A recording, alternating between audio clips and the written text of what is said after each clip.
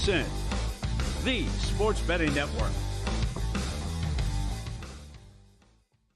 The numbers told the story, they always do. It's one of those idiots who believe in analytics. This is a numbers game with Gil Alexander on VSiN. Good Thursday morning to you. It is a numbers game at VSiN, the sports betting network, VSiN.com, Game Plus, iHeartRadio, YouTube TV, and of course, SiriusXM channel 158. It's a numbers game. Gil Alexander alongside Wyatt Tomchek. In for the vacationing Kelly Bidlin. Gil, happy NFL Draft Day. It's Christmas Part 2. Christmas for adults. That's what it is. I can't wait because I think I'm set up nicely. And by the way, part of this is just sheer luck that the two biggest bets I have, the only bets that were allowed to be made as big bets in a window, ended up being the good ones. But I'm looking forward to it. We'll get into all that momentarily. Unscripted with the Crack Man. It's Zach and Crack on Thursdays here on the show. You know that. I'm bearing the headline. Crack, Bill Krackenberger, unscripted, hour number 2, preceded by Zach Cohen, who will handicap tennis for us, some NBA, and maybe some NFL draft. I don't know if he has any NFL draft as well. Hopefully he's having a better tennis morning than I am. Joe Fortenbaugh from ESPN Bet. Let's go. NFL draft preview from Joe. Also, of course, ESPN Radio. He's got his daily show there. And Michael Montesano momentarily to talk about the NFL draft, what he is thinking. And I just want to, if for those who can still bet this, because we cannot in Nevada, but for those who can still bet this in other jurisdictions, what is the best bet right now? What does he have in pocket? And then is he over the fact that he didn't get his NBA Defensive Player of the Year award home? Not only did he not get it home with Lou Dort, but he also didn't have Dort he didn't get him even in as a finalist. So we'll see if he wants to rant and rave about that, or if he's over it. Maybe he's over it. I don't know. We'll see. Do you like how the NBA just does it a little chronologically during the playoffs? Yeah, I mean, I prefer that over the Major League Baseball waiting till Thanksgiving to do it. Basically, I kind of forget that the awards have been announced. Yeah. Okay, so I just want to start here with, I added one bet yesterday in the NFL draft. And again, finally we are here. Tonight they actually pick players. And we can review it tomorrow, and then that'll be the end of that for a little while. But for those of us who have had a history of betting this, have made a lot of money on this vehicle, this betting vehicle in the past, not so much the last 2 years, but really a lot before that, this is still a thing. And I just want to say this about Nevada here, Wyatt. Yesterday, because Nevada has a rule where they have to take it off 24 hours before the event. So it's 5 p.m. Pacific tonight is the draft. They were forced to take it off by regulation 5 p.m. Pacific yesterday. Caesars went ahead and decided to have, they're going to say they didn't decide, but they had maintenance all day yesterday until 1 hour before the deadline. Yeah, that email came through and I was laughing because we were having that conversation afterwards. Caesars is representative of almost all of Nevada, though, because even the ones that chirp that they've had them up for a few days or so, they didn't have anything. Now, part of this is the nature of this draft, right, that it's a little more unpredictable, we think, headed into this 2025 NFL draft than in previous drafts, but they're using that as subterfuge to how criminal the way they've behaved with this. Not criminal, but just they've ran scared on this. I don't know why. They've won the last 2 years. Or they've lost very little, but they are allergic to even a loss leader. And so those shops that are like, hey, look, we had these 20 props up, none of them were bettable, right? And so their handle is dramatically down as a result of that. And it's not because the nature of this draft is different. That's like 15% of it or 20% of it. Mostly it's that they're running scared. I do want to shout out MGM, because MGM is the only book that had a breadth of props that were ultimately bettable. Meaning like the team, which position would a team pick? They got creative like that, top 5s, top 10s, that kind of thing. So shout out to them. And they, for a window of time, took bets. And what I mean is they took bets, meaning sizable bets. And that's where I got the Travis Hunter to go to at minus 135. He's a prohibitive favorite to go number 2. That's where I got New Orleans to take a defensive lineman / edge position player at 7-1. Thank you, Luke Swain, Vegas refund, for talking about that on the show last week. It was even plus 450 earlier this week. It is now the favorite. If that gets home, my work is done. My draft is a winner. I did add, because I kept saying yesterday, the way to bet this is a team with a specific position. I did add the Commodores yesterday, Washington Commanders, position of first player drafted wide receiver at 9-1. The only difference was that in the last day yesterday at MGM, let me as I heap praise on them, the last day they decided to limit all the bets too. So you could only get a few $100 tops on any of these. So even that at the very end was like, okay, you've had your window. Let's just sort of stagger into the end. But I give them credit because they were the only shop in town that actually took legitimate bets when they did. So the Travis Hunter on top for me, second overall pick. The Saints position, 7-1. Those are the big bets. The smaller ones, Golden first wide receiver selected. I don't expect that to get home at plus 140. Even when I made the bet I mentioned on a numbers game, I'd draft Ted McMillan first. But we'll see what the Cowboys do at 12. Total first-round running backs under 2.5.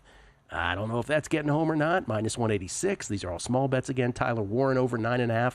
I expect to win that. Ashton Genty over 9.5. I absolutely expect to lose that. And I just mentioned the Commanders' position of first player drafted wide receiver. Just because, again, as Luke pointed out, as we were talking about here on a numbers game, in an uncertain draft, the best sort of way to attack it is to go for teams randomly with these position props, because by the time they get to pick, we have no idea at this point who's going to be available to them, especially as you get later with a team like the Commanders. As far as mock drafts are concerned, we talked about Todd McShay's final one yesterday. Daniel Jeremiah of the NFL Network put out his final mock draft last night. Now, Jeremiah, who's about as accurate at these things as anybody with these mocks, in the last couple years, he's gotten so big, Wyatt, that he won't even do individual interviews. He does these press conferences with everybody. It's unbelievable. And his final mock comes later and later. So last night, again, less than 24 hours before the draft starts, I will let you know that if you're into the whole matching mocks thing, pardon me, McShay and Jeremiah matched on quite a few things in their top 12. So again, for those of you who can still bet this stuff, take it for what it's worth. But 1 through 6, 9, and 12, McShay and Jeremiah all matched on. So Cam Ward 1 to Tennessee, obviously. Travis Hunter to the Browns at 2. Abdul Carter to the Giants at 3. Will Campbell, the offensive tackle from LSU, to the Patriots at 4. They both now have Ashton Genty in their final mocks going to the Jaguars at 5. Kelvin Banks, the offensive tackle from Texas, they both have then going to the Raiders at 6. They matched on all 6 of those. They also matched on Mykel Williams, the edge rusher from Georgia, going to the Saints at 9. And please, from your lips to God, please let that happen, because that's a big one for me, as we mentioned. And then they both have Teteroa McMillan going to the Cowboys at 12, standout wideout from Arizona. Where they differ is 7, 8, 10, and 11. Jeremiah ended up going Armand Membu, offensive tackle from Mizzou, to the Jets at 7. Mason Graham to the Panthers, defensive tackle from Michigan at 8, where Todd McShay had a Jalen Walker, Walter Nolan in those slots. And then 10, 11, Jeremiah had a Tyler Warren, the tight end from Penn State, going to the Bears at 10. And then a little outlier here, Gray Zabel, offensive lineman from North Dakota State, going to the Niners at 11, where Todd McShay had it Mason Graham 10, Shamar Stewart 11. So anyway, point being, the two of them, and they are two mockers of many. Mockers, by the way. I was going to ask. Professional title. They both have 1 through 6, 9, and 12 the same.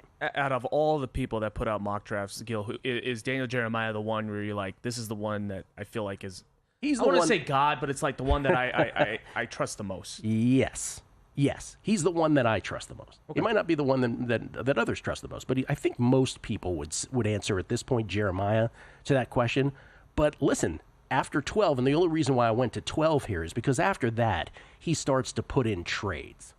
And so then it gets a little more squirrely. I mean, even more squirrely. And by the way, none of this might even, by 5 p.m. tonight, none of this matters, right? It's whatever happens is what happens. But I'm just letting you know that if you still have a chance to bet this in other jurisdictions up until draft time, maybe this will inform some wagers today.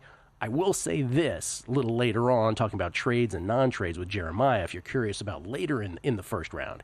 He has Denver trading up with Miami at 13 for Colston Loveland, the tight end from Michigan. And then, perhaps more interesting when it comes to quarterbacks and running backs. You ready for this? Jeremiah has both quarterbacks and running backs. Remember, the props for both of them were set at 2.5. He has it both going over, which is a bit of a shocker to me. So he has, listen to this now, he has the Giants trading up with Seattle for Jackson Dart at 18. Oh, wow, Giants with Dart. Giants are very much paired with Jackson Dart. So that would make Jackson Dart the second quarterback to go if something like that were to happen. He has the Giants trading up with Seattle for Dart at 18. And then in what I can only sort of say is a little refreshing to me, he has Shedeur Sanders going to the Steelers at 21. And the reason that I say it's a little refreshing, and I sort of alluded to this yesterday a little bit, I think a lot of this hateration for Shedeur with anonymous sources, whenever it's an anonymous source, you sort of like wince a little bit. You're like, come on, man. If you're going to say something mean about a kid, maybe put your name to it. I feel like a lot of the Shedeur hate is hate for Dion that is trickling down to the kid. I 100% agree. And it's a little bothersome. But anyway, Jeremiah has Dart being traded for, so the Giants trade up to 18 with Seattle to get Dart. Shedeur goes to Pittsburgh at 21 per Jeremiah's final mock. And then for the running backs, he has Travion Henderson going to the Chargers at 22, the standout back from Ohio State, and Omarion Hampton going to the Rams at 26. So along with Genti, that would give you 3 backs. So according to him, 3 quarterbacks and 3 backs. It's why the Ashton Genti going to the Jaguars is very surprising. I was looking at Matt Miller's mock yesterday. He had the same thing, and also had Shedeur going to the Steelers as well. Also had Shedeur going to the Steelers. And by the way, Shedeur has sort of been tweeting things. That is, someone asked him, like, what was the best quarterback-wide receiver pairing in the NFL? And he goes, whoever's throwing to DK Metcalf, I think he said. So I don't know. Maybe that's tipping his hand. Michael Montesano, all that he has to say about the draft next, right here on the Numbers Game at VSiN. Time. There's nothing more valuable. It's what drives everyone to make the most of every moment. We celebrate living large in the now. In a city where time disappears, we create experiences that electrify the soul and memories that will last forever. We go big, we go all night, and here, everyone is invited. So get loose and get loud. This is Circa. You'll have the time of your life. So, Paulie, have you had a chance to read the VSiN Daily yet? Yeah, came in at 3 a.m. What's Bill doing up that late? Well, rumor has it, it starts off with a 12-hour meditation session. Then he just pours himself over film and live TV, really focusing and taking it all in. Bill's in with the biggest insiders, talking trade secrets, strategies, the whole nine, absorbing the info.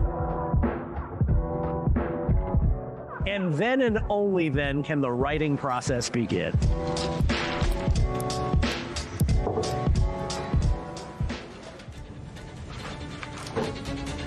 In Las Vegas, Bill's late night becomes your early morning. Wake up to the very latest betting insights in your inbox with the VSiN Daily. Sign up for free at vsin.com/newsletter.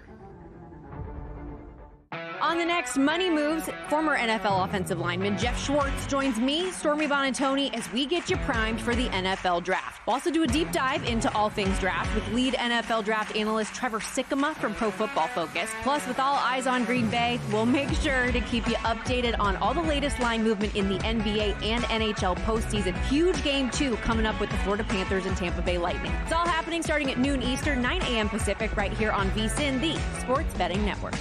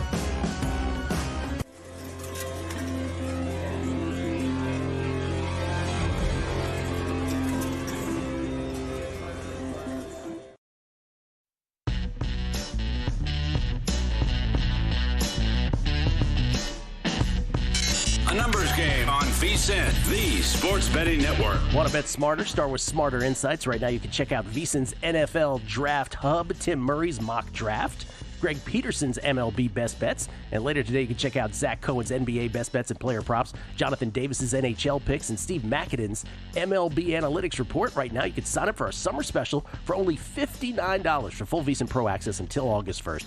Just head to VSiN.com/subscribe to sign up today. Skill Alexander, we get tweets at Beating the Book. Always appreciate the feedback. This is from C. Spackler. I'm a Colorado fan. I watched every game of Shadur's Colorado tenure. Good quarterback without the best receiver the game has seen in a long time. Probably not. Was it Shadur or was it Hunter? I want him to do well because I love his over-the-top father, but he's not a great quarterback. You may be, I'm not disputing that either. You may be very right about that. Donnie Miller, lucky you with the MGM draft props. They offered 0 draft props in Ohio. Yeah. Some states don't allow it at all. I am aware of that as well. By the way, let me clarification on what I said earlier. William Hill / Caesars is always a little bit of a strange thing. It was William Hill who had the maintenance all day yesterday. It was Caesars who simply just didn't have them. But the app was operational. They simply chose not to have them. And apparently Iga Swiatek is having trouble with Alexandra Iala on clay. Down a break in the first set, and Shrek McPhee says, Iga's broken. No way she should be the favorite at Roland Garros at the moment. Her killer instinct is completely gone, cannot finish any break points. Bizarre. Hey, man, you might be right. The mental thing might be so bad at this point that you might have a point. Jason McKinney, Gil, I'm landing in Vegas around noon on Saturday. Do you have any good insight on round 7? So I always have to be cognizant of this, and I am completely above board on this and transparent that there is a segment of the audience that cannot stand NFL draft talk. I get it. I know there's a portion of the audience. We can't get enough of football. I can't get enough of football of any kind in betting the draft. I promise you after tomorrow, this will kind of go away. So hope you're aware of that. Michael Montesano's a big draft nick as well. He's a Circa Booby Prize winner from their original Circa Millions back in the day. He joins us now courtesy of the Progressive Guest Line, pardon me. And you can follow him on Twitter at Bets and Reps. Is that what it is? No, Bets and Reps? Yes. That's it. Bets and Reps. Yep. How you doing, man? You good? Good. How you doing? It's a great day. It's happy draft day. Once the NCAA tournament's over, it's like we got 2 weeks to dive into this stuff. Yeah, let's go to the NBA awards first, and then we'll segue back into the draft. I know you've hit a lot of these NBA awards, but the one that you more famously talked about here on our air was Defensive Player of the Year. You have a lot of Lou Dort bets against Dort's bets. He wasn't even a finalist in the end. You have something sort of philosophical to say about all this. Well, I mean, there's the old quote, fool me once, shame on you, fool me twice, shame on me. And, the last 2 years, this awards market, I just can't figure out. I've done pretty well in some of the other NBA awards markets. It's just this one, I think there's just too much common sense that's involved. And, a lot of the voters, unfortunately, do not have any common sense when it comes to this award. It's a groupthink award. You and I discussed it in length last year about Wemby and Gobert.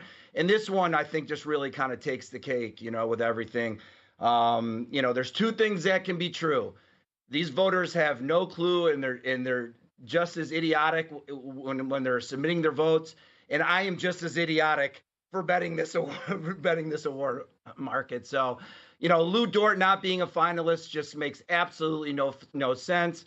And the one thing I will say is I want to meet the voters who voted for Gobert last year and voted for Dyson Daniels this year. Those are the guys or gals I want to get into a room. I would love to just hear what they have to say about that.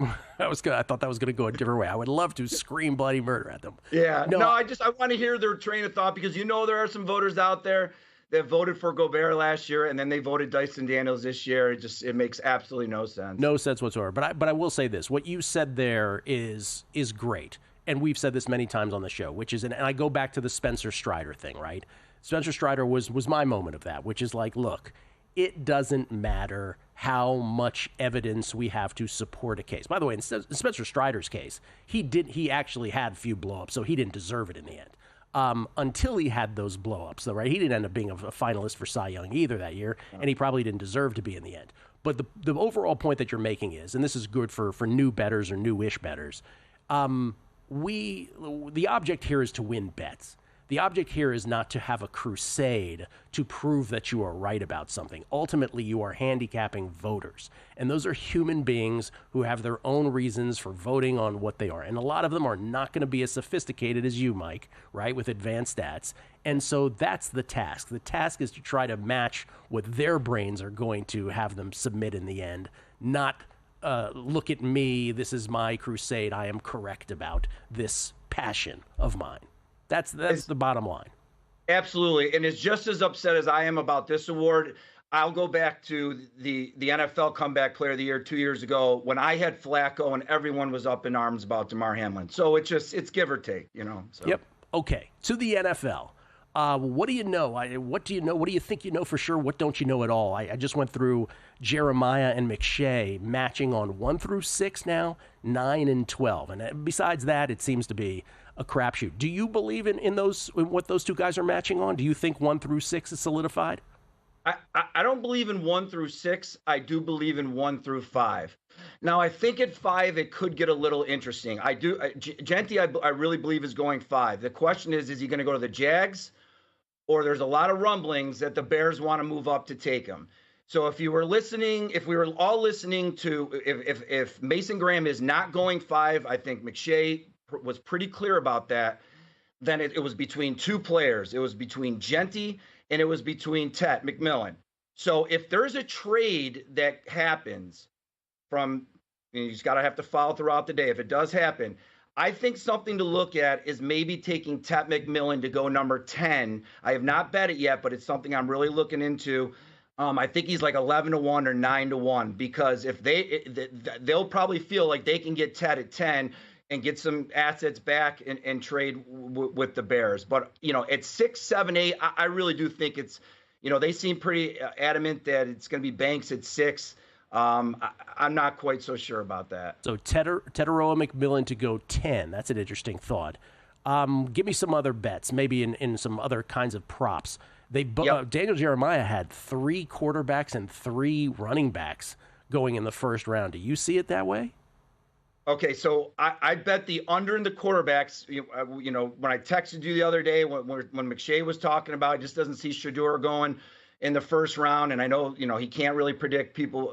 Teams trade him into the first round. And right now it's a coin flip, I think, and I do have over 2.5 running backs being taken. I just think that one of the Ohio State guys could sneak in there. Henderson, he's a dynamic player. And with that being said, I took a shot, and this is the draft. You got to take shots. I think you and Luke have said that positions, teams who they're going to draft, or maybe where they're going to go, players where they're going to go. I took a shot with Kansas City, and I still think you can get it to take a running back. And I got him at 11-1. I think you could still take that. Again, these are shots, and the reason why I'm taking more shots is that I texted you on December 11th that I took Cam Ward to go number 1. At the time, the Giants really wanted him, and the Giants had to go screw up their whole draft by going to beat the Colts. And Diana Rossini came out and said the Giants were the one team that tried to go up to get to number 1.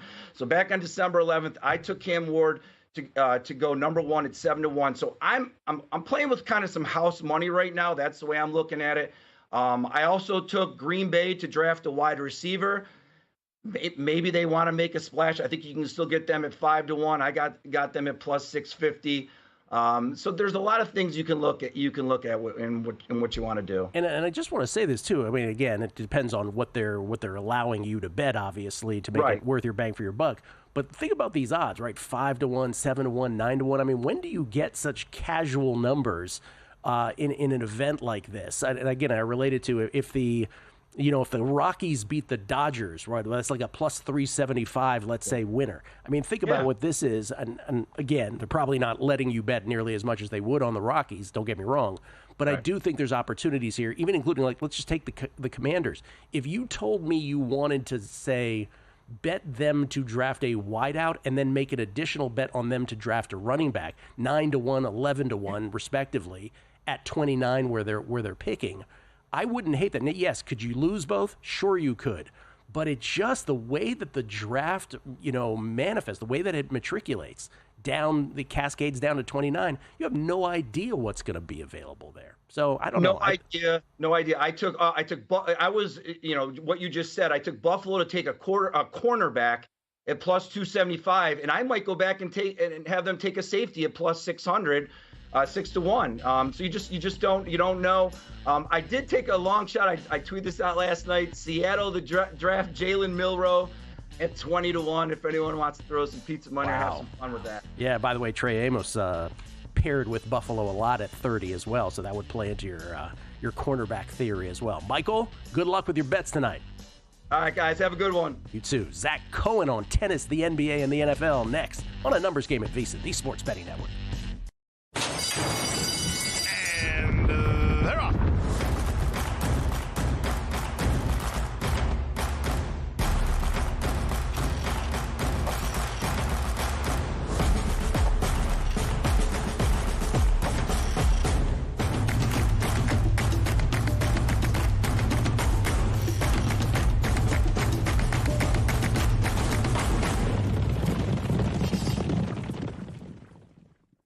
From the Masters to the Derby, playoffs to the draft, we have your summer covered with a VSiN Pro subscription for just $59 until August 1st. That means expert picks for every major event, exclusive betting splits from DraftKings and Circa, 24/7 video access on the VSiN Watch app, as well as betting guides for the Kentucky Derby and the NFL. Sign up now at VSiN.com/subscribe for just $59 and join us on the Sports Betting Network.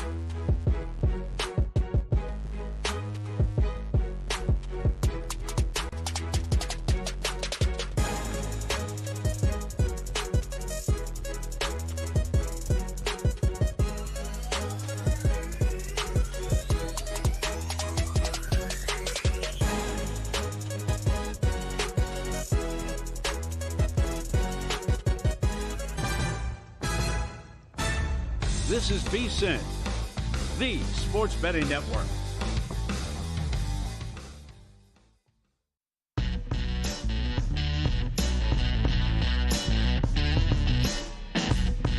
A numbers game on VSiN, the Sports Betting Network. Ready to get in on the action? First Bet has you covered. Sign up now to access exclusive promotions and bet on hundreds of thrilling horse races every day right from your phone or computer. Visit firstbet.com. That's the number one, stbet.com. And use promo code VSiN200 to score a 20% rebate on all your wagers for the first 60 days up to $200. Don't miss out. Start betting today at firstbet.com. We get tweets at Beating the Book. Always appreciate the feedback from everybody. Dan Groeschel. Some like watching Christmas movies on Christmas. Others like Halloween movies on Halloween. I celebrate this special day each year by watching Kevin Costner's masterpiece, Draft Day. I see what you did there. Tronsky. I have a bone to pick with that Colorado fan, Gil, and he said he watched all of Shador's games and that he's not great. I am in Colorado. I've watched 80% of his games. Yes, he has flaws trying to extend plays, as most young quarterbacks do, but his accuracy and poise are underrated. Talking about Shador Sanders there. Chris Heath. Am I hearing this right? I think I won an award bet, but now I have to check which account. Oh, between William Hill and Caesars you're talking about? No, I think you'll be fine. Tony Tags at Tony Taglione. Draft day used to be glorious. In 2021, my brother and I drove from Central Washington to Northern Oregon to get a one-player middle on defensive players taken. Last 5 picks were defense, cashed both bets. Thank you. Joe Tryon, I guess, was his buddy who did that with him. NC I-95. Washington Commanders to select a wideout. 10-1 at FanDuel currently in North Carolina. LFG. I'm taking a shot because why blanking not, he says. That's the attitude. Chad Lee. Regarding booking the draft, is this bet vehicle, as you call it, sustainable long-term in Nevada, given NFL draft outcomes are in fact predetermined? Well, they're not predetermined. Derek Stevens, he says, as an example, shows a very public lack of enthusiasm in booking the event given the lack of profitability. There's no question about that. They don't want to book it at all in some cases. Again, my whole thing is, look, there's a reason they keep building casinos and they keep building sports books, right? They're going to be fine. They're going to win long-term no matter what. Here you have this one event that has been, just a little drop in the bucket for bettors over the years. And the fact that you would, not even, right, the notion of a loss leader in Business 101, that is not something that they would even want to entertain. And as they peel back from this, even though they've won, they didn't really lose. And in some cases they won, but in some cases they didn't lose badly the last 2 years. It's just, like everything, a bad look, in my opinion. Of course, they have their own business reasons for doing what they do. Do I think it's absolutely a done deal that it will exist long term? To answer your question, no, I do not.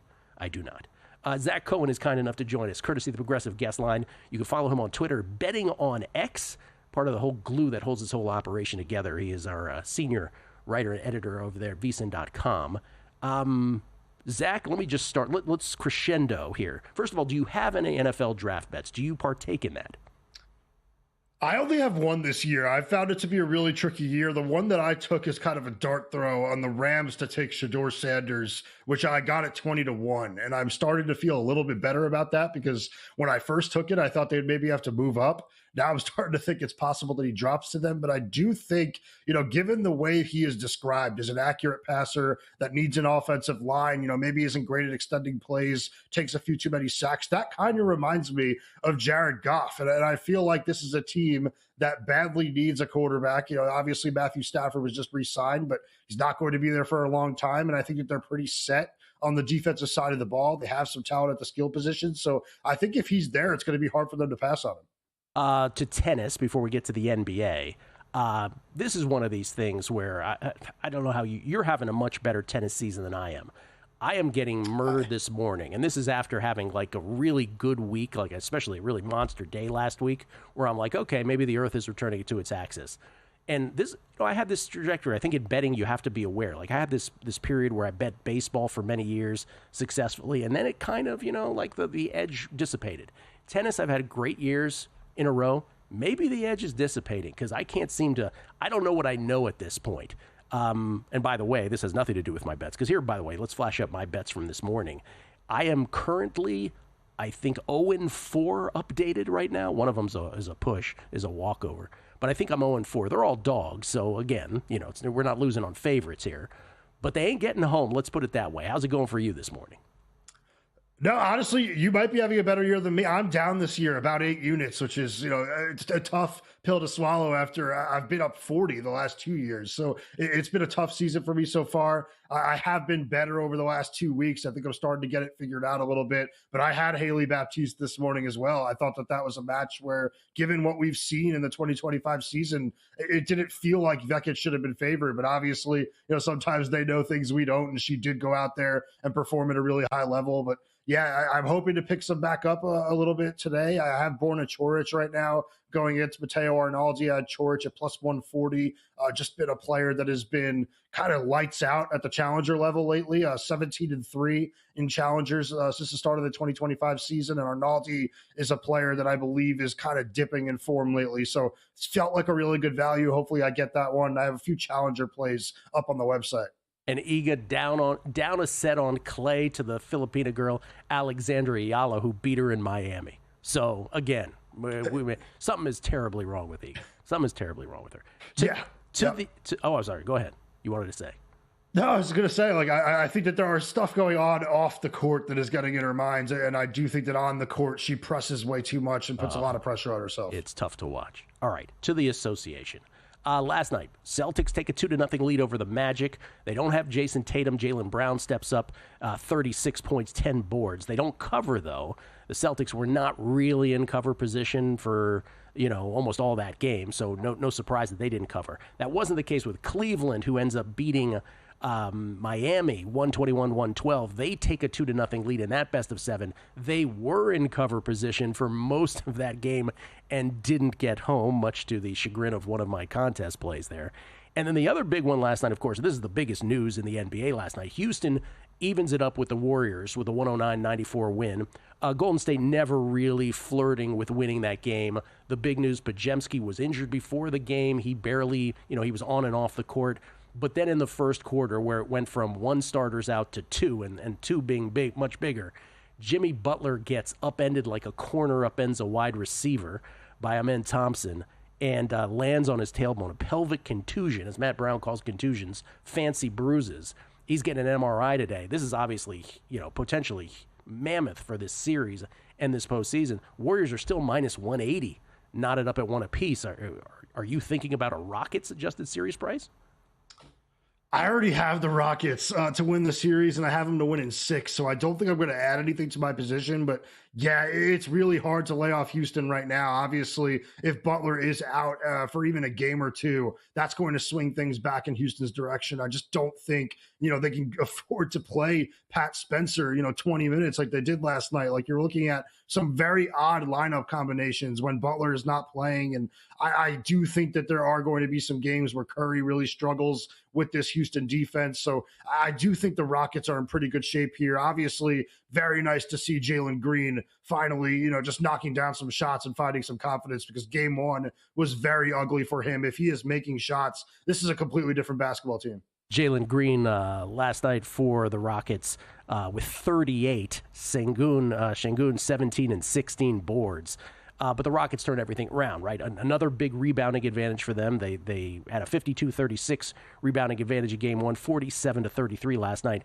But remember, they were 16 of 20 from the line last night instead of 11 for 20 in game 1, and 10 turnovers instead of just 16 in game 1. So that'll do the trick in addition to those the injury and illness. Tonight, a triple header. Let's do these in chronological order here tonight. The Knicks are now a 1-point favorite in Game 3 series, knotted up at 1 apiece at Detroit. You have a play here.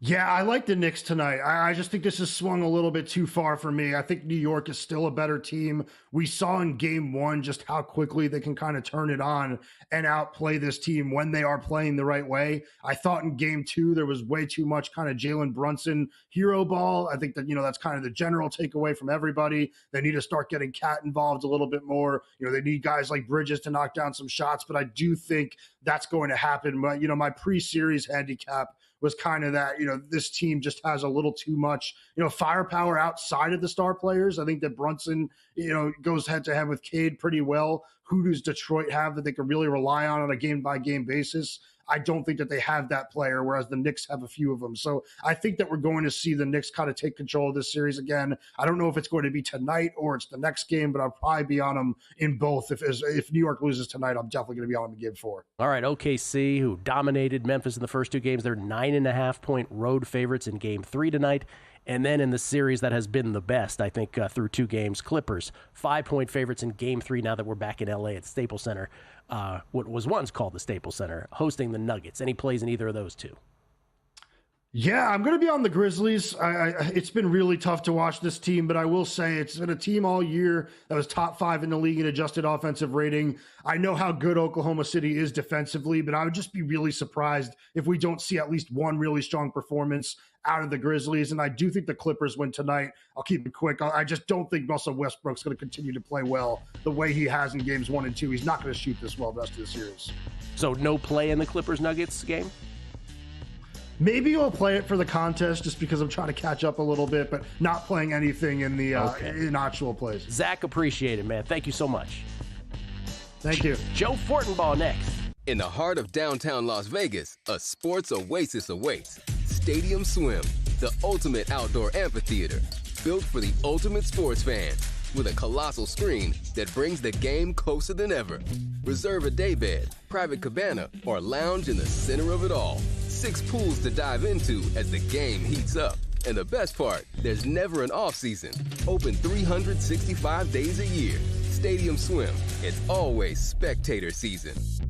Your favorite VSiN shows and personalities are now available to download as podcasts. Catch every hour of our live broadcast with VSiN Best Bets, or find your go-to show and download it directly. Get instant reactions to last night's games, sharp analysis on today's biggest matchups, and everything in between. Whether you're commuting, working out, or just catching up, VSiN lets you take the action with you wherever and whenever you want. Search VSiN on your favorite podcast platform and get in on the action with VSiN, the sports betting network.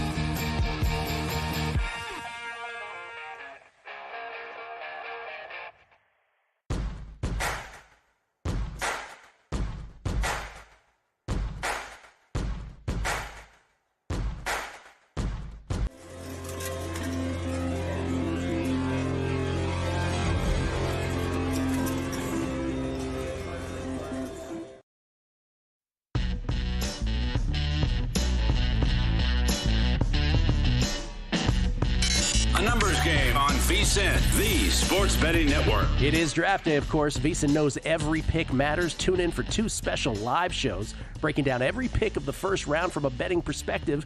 VSiN Primetime, that's the VSiN Primetime Draft Edition, starts at 7 p.m. Eastern, followed by Cashing Out Draft Edition at 11 p.m. Eastern. Full-blown draft coverage, baby. Plus, explore our NFL Draft Hub on the VSiN Watch app featuring exclusive analysis, team needs, and insights. Or visit VSiN.com/draft for full coverage. Christmas for adults is here. Finally, we're picking players tonight in the NFL Draft. We get tweets at Beating the Book. Always appreciate the feedback. Let's see here. This is Justin D. I believe the saying that Montesano was talking about is, fool me once, shame on you, fool me, you can't get fooled again. That was from George W. Bush. Yes, the famous quote from W on that. Ryan Niemi. I've been holding an over 2.5 quarterback ticket. I'm taking a bath on that one tonight, aren't I? Well, not according to Daniel Jeremiah, you're not. He's got 3 quarterbacks going. He's got the Giants trading up for Jackson Dart. He's got Shador going to Pittsburgh. And J.D. Emmons, our buddy from Alabama, he says, Iga struggling on Clay. It's my fault, okay? I have her. Oh, he's got a parlay going that could pay 128 to 1 if Iga ends up winning. I assume that's the French Open you got there. Yeah. I think Iga's just struggling, period. Ladies and gentlemen, he is one of the stars of ESPN Bet on ESPN, previously known as Daily Wager. Every once in a while, I think you might see him hosting a Sports Center. At least he did at one time. Maybe they have him in there as well. He's always on Sports Center, don't get me wrong, chumming it up with all of your favorite Sports Center hosts. Before ESPN, he was a successful morning radio show host in San Francisco. Before that, it was the National Football Post. And more than any of that, he still holds the record for most appearances on the Beating the Book Megapod. It's Joe Fortenbaugh, everybody. How you doing, Joe? What a day. What a day this is to think about when I started betting this stuff back in 2008, when it was strictly offshore. Like, there was nothing you could do. I don't even know if locals were offering any of this stuff back then. Like, you go offshore, you get the ability to bet the top 10 picks, and that'd pretty much be it. Then we get legalization, it pops, then everyone realizes it's actually beatable, so books, for the most part, stop offering it or offer terrible prices, and now we've kind of come full circle. So we're all grinding, just in a different way, but it's good to be on with you, my friend. Good to have you, man. I appreciate the time. I know you're a busy guy. By the way, the radio show is what time every day? 12 to 3, baby. 12 to 3 Eastern. Joe and Q. Q's there in Las Vegas as well. I'm sure you guys see him running around as he covers the Raiders about as well as anyone in that town. Okay, so you're as locked in as anybody on this.